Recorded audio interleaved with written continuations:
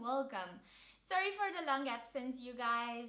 There's been a lot going on in my life lately, and although I've tried like really hard to keep in touch with you and post at least a couple of short videos in between the whole hustle and bustle, the last couple of weeks have been so demanding that it was nearly impossible to find, some spare moments for my project.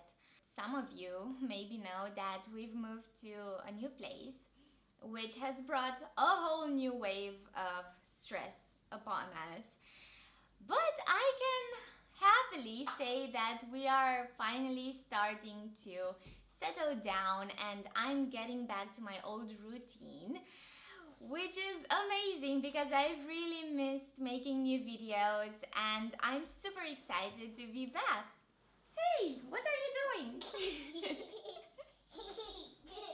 And I sure have a lot to catch up on because you guys have been sending me lots of questions and I didn't get to answer all of them. So in this video, I'm going to go through some of the questions that were left unanswered, and I'm also going to share with you a couple of questions that I've already answered in the comment section, just in case you guys were wondering the same things.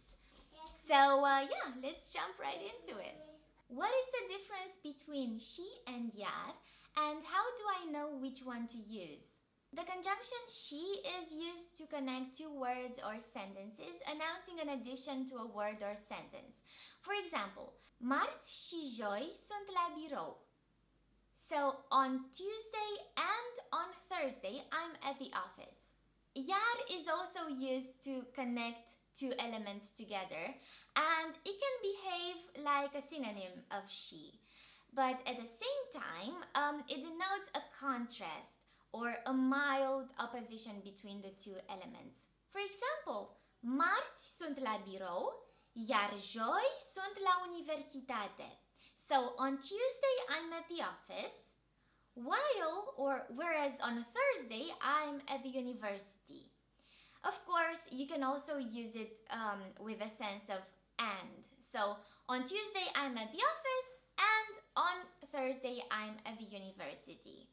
So she and iar can be used as synonyms and there is almost no difference in meaning, but keep in mind that there's a slight contrastive nuance associated with iar. What about the feet and toes?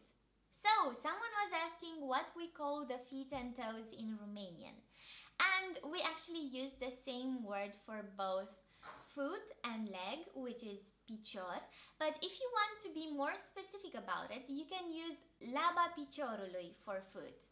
And for finger and toe, we use the word deget, but again, if you want to differentiate between the two, you can use degetul de la picior for the toe or degetul de la mână for the finger. Given that in the past tense, the verb a fi uses the auxiliary verb a avea, is it correct to say that Romanian past tense works as Spanish past tense?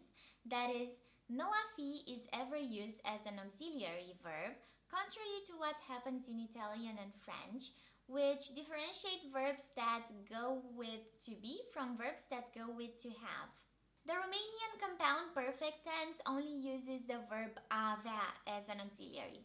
Actually, some special shorter forms of a avea to be more exact. It makes no difference whether the verb you're conjugating is an intransitive verb of movement, for example, or a transitive verb. Can you please clarify where the stress is in the words suntem and sunteți? Linguists recommend the forms suntem and sunteți with a stress on the first syllable. But many speakers, especially in the Moldova region, stress the second syllable, so they pronounce these as suntem and sunteți. I personally use the first variant, so suntem and sunteți. Hey, noroc! I was wondering if you have made any videos on titles of respect usage in Romanian. For example, are domnule, doamna, and dumneavoastră used as Mr., Mrs., and Miss? No, I haven't treated this language aspect in any of my videos yet, but I think I can address it quickly right now.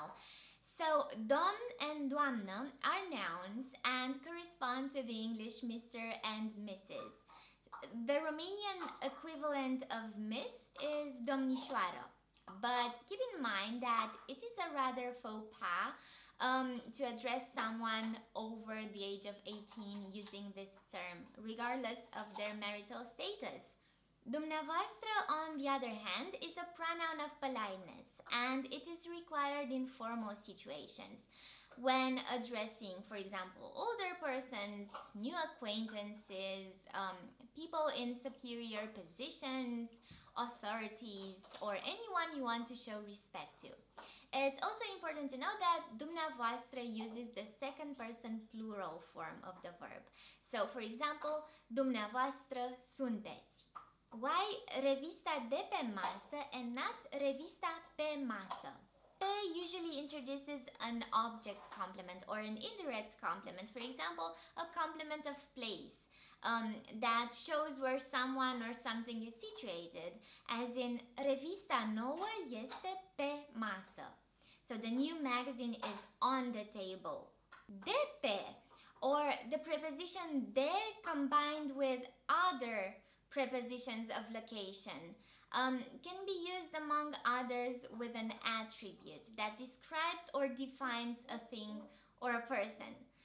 As in, revista de pe masă este nouă. So the magazine which is on the table is new, or the magazine that is on the table is new. So in our example, de pe is used to describe the magazine, specifying that it's the magazine on the table we're talking about and not a different one. Are you planning on writing any more Romanian language books? Yes, I'm currently working on my second book. Actually, some of the aspects I've discussed in this video and many other vocabulary questions that you guys have sent me are explained in my new book, as this time the book is mainly oriented on vocabulary, unlike the first one, which was more about grammar. But of course, I had to take a break from my work due to the whole chaos that moving to our new home has meant, and I can hardly wait to go back to writing.